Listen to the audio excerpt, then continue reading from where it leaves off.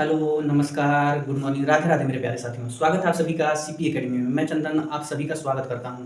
आइए आज हम पढ़ने वाले हैं कि नोबेल पुरस्कार। देखेंगे कि नोबेल में क्या-क्या चीज़ ऐसा है जो हमारे लिए इम्पोर्टेंट है। हम आराम से पढ़ेंगे, कोई जल्दीबाजी नहीं है और धीरे-धीरे सारे टॉपिक को कवर करेंगे। देखेंगे इसमें सबसे पहला चीज़ हम बताने वाले हैं आपको कि सबसे पहला देखेंगे कि यानी जो नोबेल पुरस्कार। तो नोबेल पुरस्कार देखेंगे तो सबसे पहले हम देखेंगे कि यह जो है अल्फ्रेड नोबेल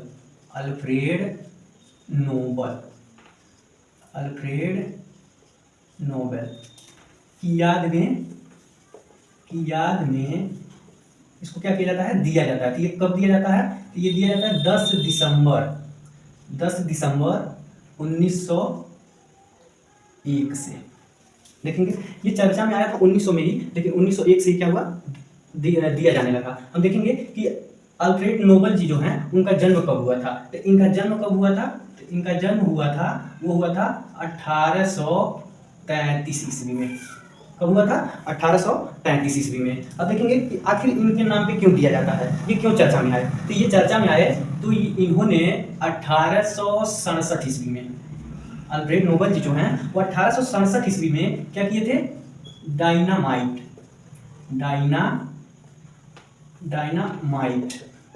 डायनामाइट क्या किए थे? डायनामाइट की खोज किए थे। आगे देखेंगे हम इसी से रिलेटेड। आगे देखेंगे कि ये क्या किए थे?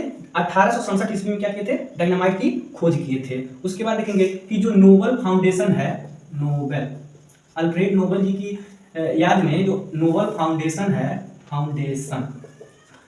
फाउंडेशन है उसको क्या किए थे हम? उसको हम इसकी स्थापना किए थे। इसकी नोबेल फाउंडेशन की स्थापना। तो इसकी स्थापना कब हुई थी? तो इसकी स्थापना हुई थी 29 जून सन 1900 ईस्वी में। यानी नोबेल फाउंडेशन की स्थापना 29 जून सन 1900 ईस्वी में इसकी क्या हुई थी? फाउंडेशन की स्थापना हुई थी। और जो अल्फ्रेड नोबेल जी थे उनकी याद में ये 10 दिसंबर सन 1901 से दिया जाने लगा। आगे देखेंगे, अगला हम देखेंगे कि जो इसकी राशि यानी इनाम की जो राशि है वो इसमें कुछ ऐसा है कि ये कंफर्म नहीं रहता कि कितना मिलेगा। इसमें ये हर साल कुछ क्या होता है, इसमें परिवर्तन होता रहता है, यानी बदलाव होता रहता है। राशि में क्या होता है? परिवर्तन होता रहता है, बदलाव होता रहता है। आगे देखेंगे, आगे हम जानेंगे कि ये जो अल्फ्रेड नोबेल जी की याद में दिया जाता है तो 1901 में देखेंगे तो क्या हुआ था? 1901 में कितने क्षेत्र में दिया जाता है? तो 1901 में बताया गया था कि 5 क्षेत्र में ये दिया जाता है। 5 क्षेत्र में दिया जाता है। अब हम ये जानेंगे कि वो क्षेत्र कौन कौन सा है। सबसे पहला जानेंगे कि पहला जो हमारा क्षेत्र है वो भौतिकी के क्षेत्र में।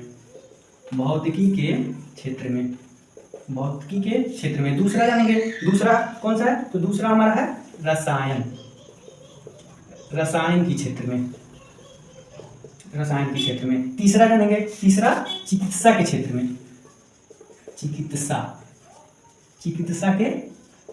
में। फिर अगला चौथा क्या है? तो चौथा हमारा है साहित्य के क्षेत्र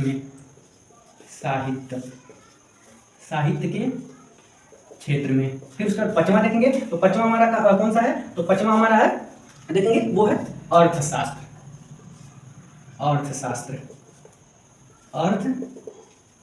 के क्षेत्र में। वैसे दिया तो जाता है नोबेल ये 6 क्षेत्र में, लेकिन शुरुआत में ये सिर्फ 5 ही क्षेत्र में दिया जाता था। और जो अगला हमारा 6 क्षेत्र में जो 6वां नंबर पे है वो क्या है? वो हमारा है शांति के क्षेत्र में भी दिया जाता है। शांति के क्षेत्र में ये कब घोषित हुआ था? तो ये हमारा हुआ था 1969 ईस्वी में।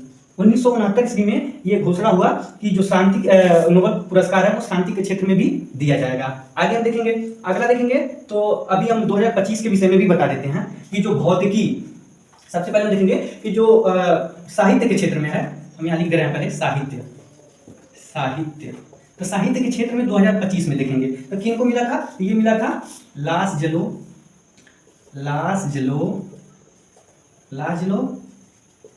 क्रासनो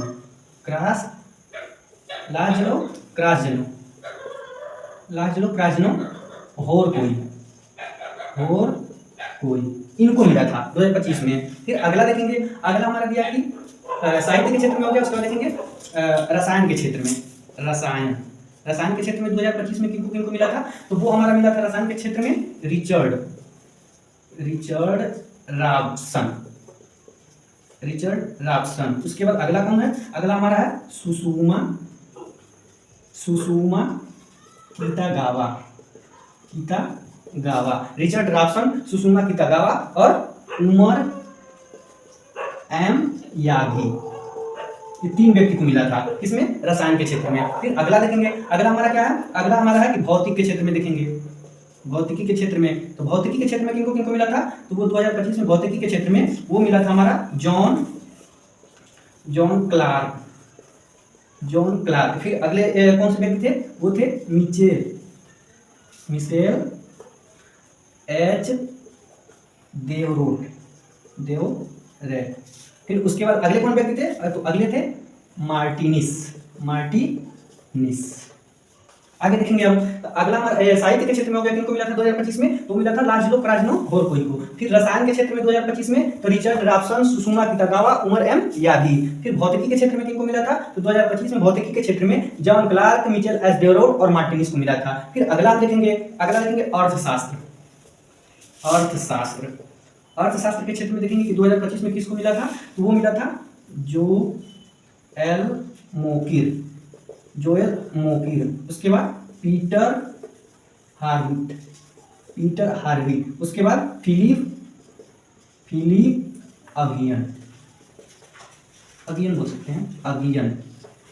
ये थे हमारे अर्थशास्त्र के क्षेत्र में। फिर आगे देखेंगे, अगला हम देखेंगे चिकित्सा के क्षेत्र में,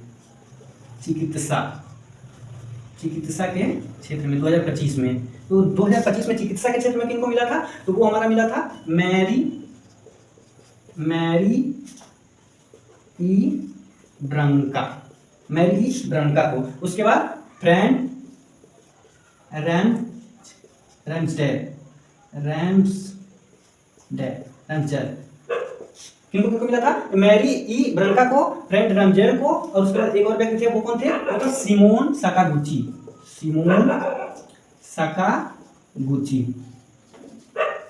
देखेंगे। उसके बाद शांति के क्षेत्र में देखेंगे, तो शांति के क्षेत्र में 2025 में किनको मिला था, तो मिला था मारिया कोरिना मचाडो देखेंगे। साहित्य के क्षेत्र में 2025 में किनको मिला था, तो मिला था लाजलो प्राज्नो-होरकोई को। फिर रसायन के क्षेत्र में Richard Robson, Susumu Kitagawa, Omar M Yaghi. फिर भौतिकी के क्षेत्र में तो John Clarke, Michel H Devoret और मार्टिनिस को। अर्थशास्त्र के क्षेत्र में जोएल मोकिर, फिर पीटर हार्वी, फिलिप अगियन को। फिर देखेंगे चिकित्सा के क्षेत्र में, तो वो किनको मिला था, मैरी ई ब्रंका को, फ्रैंक रैम्सडेल को, फिर उसके बाद सिमोन सकागुची को। फिर शांति के क्षेत्र में मारिया कोरिना मचाडो को। फिर आगे देखेंगे, आगे हम जानते हैं कि जो नोबेल प्राइज है वो प्रथम जो प्राप्तकर्ता थे वो कौन थे। तो प्रथम प्राप्तकर्ता में देखेंगे, तो पहले हम देखते हैं कि कुल महिला, यानी कुल कितने लोगों को दिया गया, तो कुल महिला में देखेंगे, तो कुल महिला में जो दिया गया था वो कितने लोग थे, तो वो 35 लोगों को दिया गया था। इसमें पहली जो महिला थी नोबेल विजेता,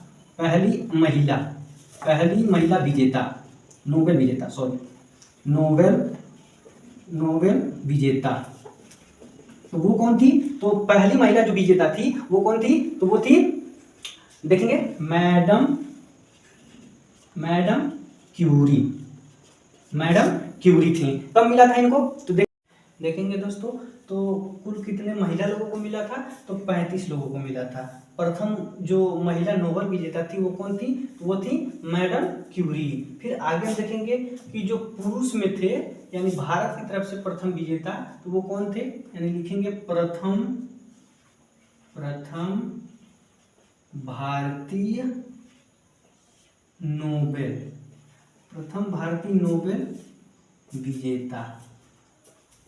विजेता तो कौन थे, तो वो थे रविंद्रनाथ टैगोर जी थे। रविंद्रनाथ टैगोर। कब मिला था इनको, 1913 में। किसके लिए, तो गीतांजलि के लिए, देखेंगे गीतांजलि के लिए।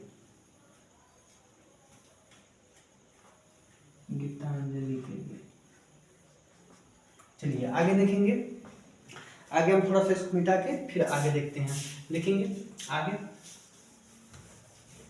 देखेंगे अब आगे हम, चलिए देखते हैं आगे देखेंगे।